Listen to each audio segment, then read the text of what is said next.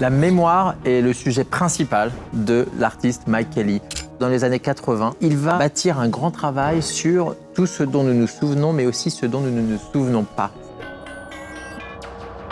Ça peut être des systèmes de croyances autour de nous dès l'enfance dont on a du mal à sortir de traumatisme. Pour Mike Kelley, c'est par exemple l'éducation catholique avec laquelle il va avoir un grand rejet.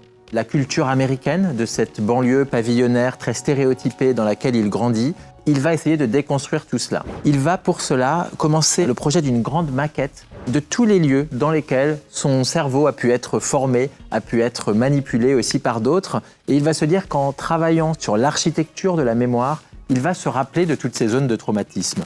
Il essaye de construire l'école maternelle, l'école primaire, le collège, le lycée, l'église. Cette espèce de ville imaginaire dans son cerveau, elle va terminer par ce grand tas informe, la mémoire qui n'arrive plus à se souvenir de tout. Mike Kelley nous montre que la mémoire, c'est aussi un grand paysage, un paysage à arpenter, dans lequel on va rencontrer différents personnages, différents lieux. C'est l'idée d'une mémoire qui change, d'une mémoire qui prend une forme.